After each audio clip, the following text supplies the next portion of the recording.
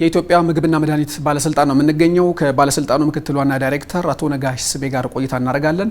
አቶ ነጋሽ ስለ ጊዜዎት ስላሰቡት እጅግ አድርጌ አመሰግናለሁ። ከብሔራዊ መረጃና ደህንነት አገልግሎት ጋራ የወሰዳችሁትን እርምጃ መነሻ እናድርግና በምን ያክል ጥምረት የተወሰደ እርምጃ ነበር፣ ውጤቱስ ምን ይመስላል የሚለውን ነው። የምግብን ደህንነት ለማረጋገጥ እንዲሁም ደግሞ የምግብን ጥራት ለማረጋገጥ አንድ ሴክተር ብቻውን የሚሰራ ስላልሆነ የሚመለከተው አካል ጋር ተናቦ መስራት ያስፈልጋል። ከዚህ አንፃር ከብሔራዊ ደህንነትና መረጃ አገልግሎትም ጋር ለዚህ በተለይ ደህንነታቸው ያልታወቀ ምርቶች ወደ ህብረተሰቡ የሚያሰራጩ አካላቶች ፍለፊት አይደለም አንዳንዴ እንትን የሚሉት ግልጽ በሆነ ሁኔታ አይደለም፣ በድብቅ ሊሆን ይችላል። ስለዚህ እነዚህ ድብቅ የሆኑትን ነገሮች ጥናት ያስፈልጋሉ።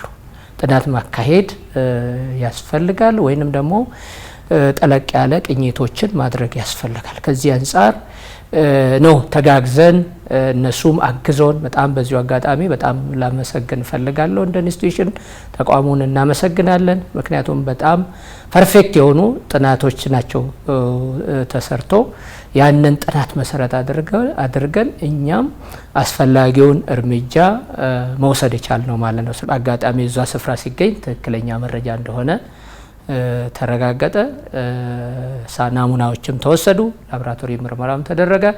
በላቦራቶሪ ምርመራ መሰረት ጽሁፋቸው አፋር አፍዴር ፕላስ በርዋቆ የሚል እንትን ናቸው እላቸው ላይ የተጻፈው ሌብሊንግ።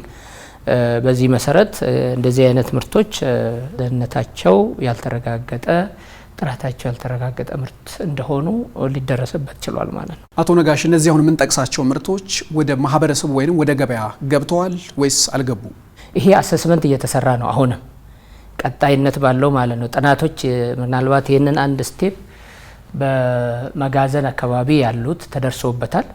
ነገር ግን ይሄ ሊደርስም ላይደርስም ስለሚችል ቀጣይነት ስራ ያለው ስራ መሰራት ስላለበት አሁን የኛ ባለሙያዎች ይህንን ነው እያጠኑ ያሉት ማለት ነው አሁን። ምክንያቱም ማህበረሰቡ ውስጥ በደንብ ቀደም ስናገር እንደነበረው የገበያ ጥናቶች መደረግ አለባቸው ወይንም ደግሞ ቅኝቶች መሰራት አለባቸው። ምናልባት ዛሬ እንደዚህ ዲክሌር ባላደርገውም ሊኖርም ይችላል ብለን እናስባለን። ለዛም ብለን ስለተጠራጠር ይሄ ምርት በተገኘበት ስፍራ ቶሎ በአስቸኳይ እንዲሰበሰብ በተለይ ምክንያቱም ይሄ ደህንነቱ ጥራቱ ያልተጠበቀ ምርት ህዝቡ መጠቀም የለበትም። ከዚህ የተነሳ ምርቱ መሰብሰብ አለበት ተብሎ አቅጣጫ ተሰጥቷል። አሰሳ እየተደረገ ነው ማለት ነው። ብሔራዊ መረጃና ደህንነት አገልግሎት ጋር በገበያ ላይ በማህበረሰቡ ውስጥ ባደረግነው ቅኝት ነው እነዚህ ምርቶች የተገኙት ካላችሁ ገበያ ላይ ደርሶም ሊሆን ይችላል ወይንም ደግሞ አልደረሰም ለማለትም አንችልም ለምትሉት ከሱ ጋር አይጋጭም ወይ?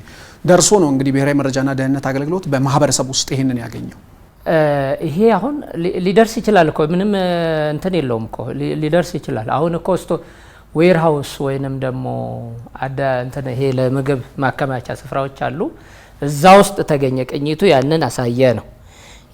ያ ቅኝት የት ጋር የተደረገው ቅኝት ያ ምርት በዛ አጋጣሚ የት ጋር እንዳለን የታየው በዌር ሃውስ ወይንም ደግሞ በመጋዘን ውስጥ እንደተገማቹ ነው የተገኘው። ያ ቅኝት እንግዲህ ብዙ ቦታ ነው የሚደረገው። ስለዚህ አሁን ለዚህ ነው ማረጋገጫ ፐርፌክት እንድንሆን አሰሳ እየተደረገ ያለው ለዛ ነው ማለት ነው። በመሪ ቃላችሁ ላይ ባለስልጣን መስሪያ ቤቱ ዊ ፕሮቴክት ዘ ሴፍቲ ኦፍ አወር ፒፕል ወይንም ደግሞ የማህበረሰባችንን ደህንነት መጠበቅ ብላችኋል።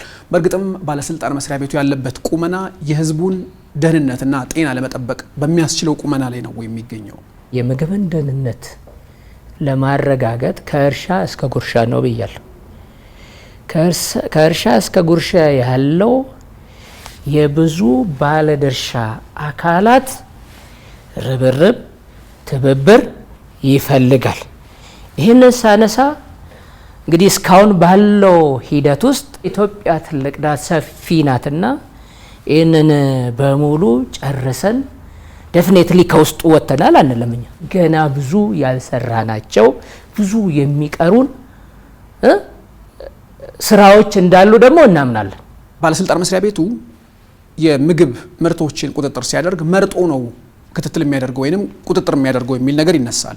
በግልጽ የምንመለከታቸው ትልልቅ የገበያ ማዕከላት ላይ እነ መርካቶን የመሳሰሉ ትልልቅ የገበያ ስፍራዎች ላይም ጭምር የታሸጉ ምግቦች ሆነው ለማህበረሰቡ ደህንነት አደጋ ላይ በሚጥሉ መልኩ ፀሐይ ላይ የሚውሉ ሌሎችንም አይነት ምርቶችን በግልጽ ይመለከታል። ነገር ግን እነዚህ ላይ ቁጥጥር ሳያደርግ በሌላ በኩል ደግሞ ማህበረሰቡን 84 82 ላይ ጥቆማ ብትሰጡኝ እርምጃ ወስዳለሁ የሚል ጥያቄ ደግሞ ለማህበረሰቡ ያቀርባል። ስለዚህ መጀመሪያ ቅኝት ለማድረግ ወጥቶ አደባባይ ላይ ያላየውን ነገር ማህበረሰቡ ጥቆማ ሲሰጠው ነው ወይ የሚመለከተው የሚል ነገር ስለሚመጣ አቋማችሁ ወይንም ያላችሁ ቁመና የሚመጣውን ችግር መቋቋም የሚችልና ችግሮቹን መቅረፍ የሚችል ነው ወይ? እኛ የምንከተለው ሪስክ ቤስድ ምናልባት በጣም የሚያስከትሉት አደጋ በጣም የከፋ የሆኑትን ቅድሚያ እንሰጣለን ነው ምናልባት እንጂ መርጦ የሚባል የተወሰነ ብቻ በዘፈቀደ የሚሆን አይነት አባባል ከሆነ እሱ ሮንግ ነው የሚሆነው ማለት ነው። ነገር ግን ምርትን ማዕከል ያደረገ ቁጥጥር እናደርጋለን ሲባል እዚህ ጋር የተበላሸ ነገር ምንም ይሁን ሪስክ ቤዝድም ላይሆን ይችላል ቢገኝ እርምጃ ይወሰዳል። ከባለስልጣኑ ምክትል ዋና ዳይሬክተር አቶ ነጋሽ ስሜ ጋር ያደረግነው ቆይታ ይሄን ይመስል ነበር። አቶ ነጋሽ ስለሰጡኝ ጊዜ እጅግ አድርጌ አመሰግናለሁ። እግዚአብሔር ይስጥልኝ። እኔም አመሰግናለሁ።